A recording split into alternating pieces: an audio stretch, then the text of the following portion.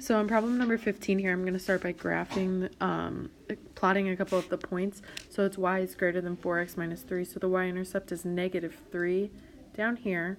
And then the slope is a positive 4. So I'm going to go up 4 over 1, up 4 more, and over 1. I'm going to try to do as many points as possible.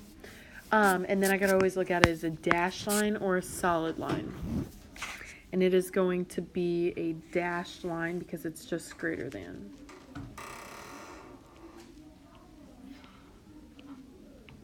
So then I'm going to test, I need to shade it now. I'm going to test the point 0, 0 because it doesn't go through that point. So is 0 greater than 4 times 0 minus 3?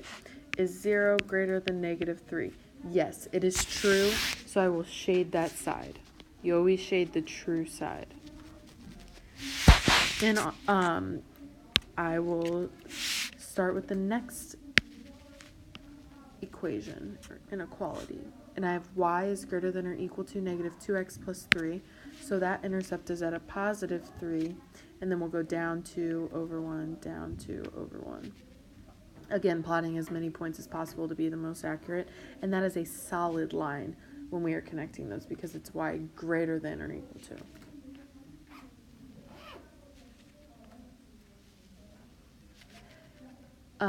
Again, I can test the point 0, 0. And 0 is greater than or equal to negative 2 times 0 plus 3. 0 greater than or equal to 3. That is false, so I will not be shading the side with 0, 0. I will have to shade the other side. And now when it asks us for 3 solutions to these inequalities, I will be picking points from this section where both of them overlap. So one point that would work would be 1, 2, 0, 4. And another one could be 1, 5. And there's also a couple other solutions that could work as well if you didn't find these same ones as well.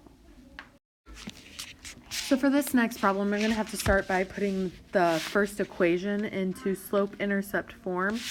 So I've got 4x minus 3y is less than 9. I'm going to minus 4x from both sides. And that leaves me with negative 3y is less than negative 4x plus 9. I'll divide by negative 3, divide by negative 3. And that'll leave me with y is greater than, because I'm dividing by a negative number, so don't forget that golden rule.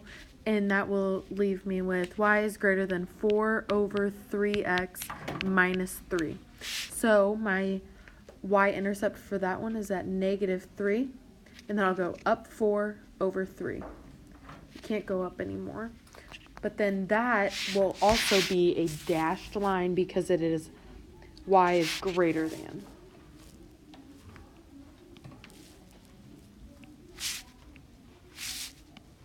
Then I'm going to test the point 0, 0 again because that's a nice easy one. And I've got 0 greater than negative 3. That is true, so I will be shading this side of the graph. So then for the second inequality, I'm going to put that into slope-intercept form. And that's x plus 3y is greater than 6. I'll minus x from both sides, and I'll have 3y is greater than negative x plus 6. I'll divide by 3 to that will leave me with y is greater than negative 1 over 3x plus 2. My y-intercept is 2 and it's down 1 over 3. I can also go up 1 but to the left 3, and that will be a dashed line as well. Now when I go to test the point 0, 0, that leaves me with 0 greater than negative 1 over 3 times 0 plus 2. So is 0 greater than 2? No, it is not. So I will be shading the top part of the graph. Now, when I go to pick my 3 solutions, those will be in this area right here where the graphs overlap. So one ordered pair would be 0, 3. negative 2, 4, And I could also do 3, 5. But there's obviously a lot more possibilities in this area up here.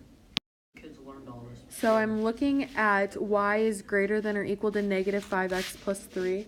And this line I've got a y-intercept of 3, so I'll plot that point, and then a negative 5 slope. So I'll be going down 5 over 1. And that is a solid line because it's greater than or equal to. And I'm going to test the point 0, 0. I'm always picking 0, 0 just because it's easy. You could pick 1, 1. You could pick any point on either side of the line. You just have to pick a point and test it. If it's true, you shade the side that that point was on. If it was false, if it makes the statement false, you shade the other side. So 0 is greater than or equal to negative 5 times 0 plus 3. 0 greater than or equal to 3. That does not work, so I will shade the other side. Then I have y is greater than negative 2.